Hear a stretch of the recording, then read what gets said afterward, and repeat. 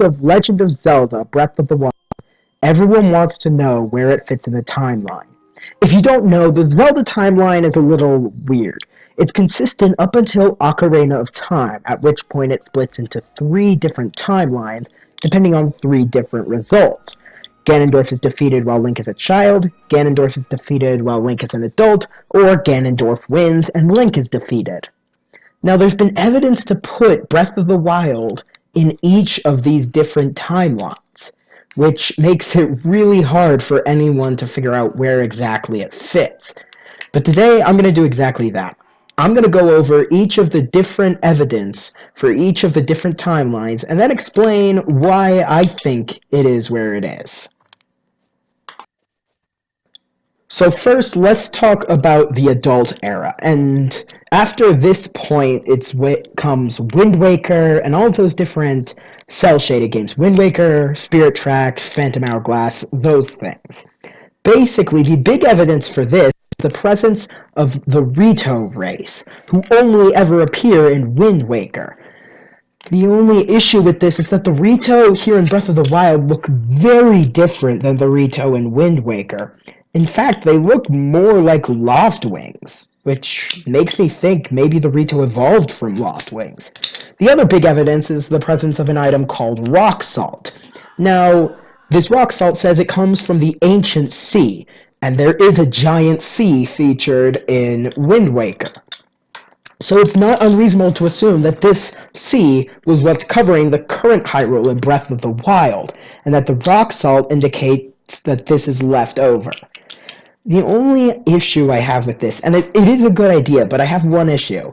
For this sea to dry up, it would take millions of years, and in that point, they would already be gone. They would have found a different landmass like they do in Spirit Tracks, and reestablish Hyrule far away from this place.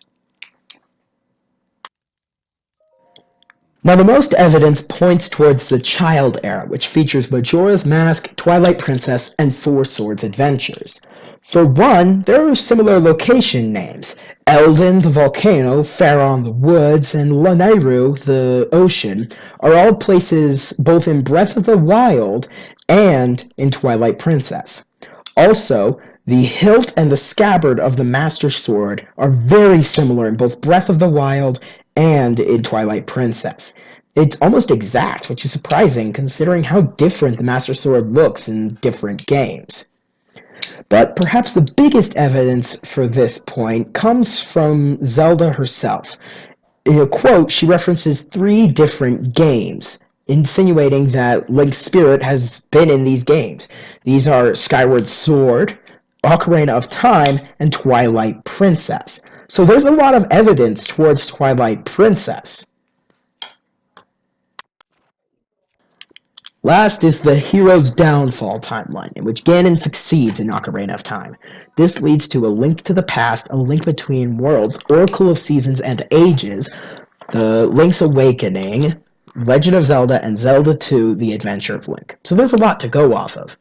First is the presence of the Master Sword. Not that it exists, but where it is. In all of these games, as in Breath of the Wild, it's featured in woods, in wooded areas, and it never really shows up anywhere other than there.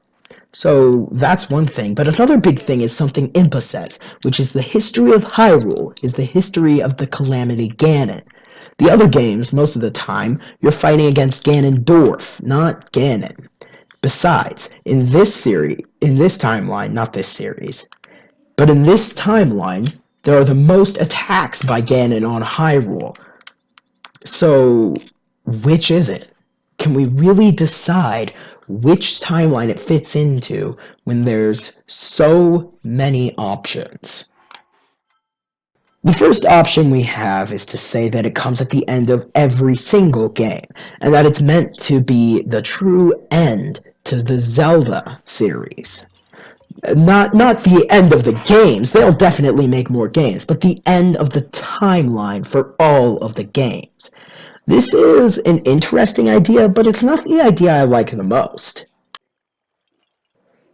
Most people have accepted that it comes in the Child Era, simply due to that very clear quote from Zelda, but I don't agree with this. I have an idea. What if Legend of Zelda Breath of the Wild is a game we've already played?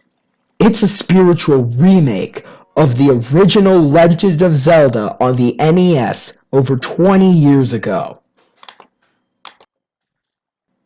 It's a pretty crazy claim, but I have evidence to back it up. First of all is the overall story.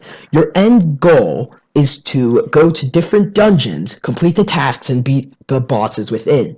At which point you can head far to the north from the starting area and save a captive Princess Zelda from Ganon. Another thing is that they're both the only open world Zelda games. All of the others have had a cohesive linear plot. In both of these games, you can do whatever you want, and there's so many different secrets to find. Another thing is the presence of Lynels. They appeared in the first Zelda game, and they appear in Breath of the Wild, but they haven't really been in other Zelda games before this one. Another thing that really convinced it for me is the start.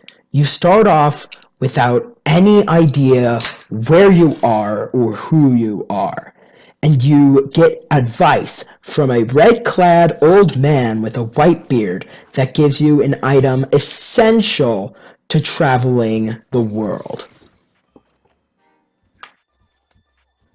Not only is the storyline the same, but so is the geography. We've got a sea to the east. Off to the west, we have wasteland. In the south and central Hyrule, we have wooded areas with lakes and rivers. And to the north, we have mountains. It's very similar map layouts. Also, Hyrule is broken in both games. They lack an actual society to support them. They're just places and different villages throughout the world. Also, several great fairy fountains appear in this game, which doesn't happen in most of the others. I firmly believe that Legend of Zelda Breath of the Wild is meant to go back to the roots of Zelda, both in gameplay and literally. It is the original Zelda brought back to life to start the series anew. What do you guys think? Do you think I'm just overreacting and looking way too far into things? Are there things you've noticed as you've been playing that also support this idea? Or are you just going to agree with everyone that it comes after Twilight Princess? Whatever you guys think, put it in the comments. Until next time.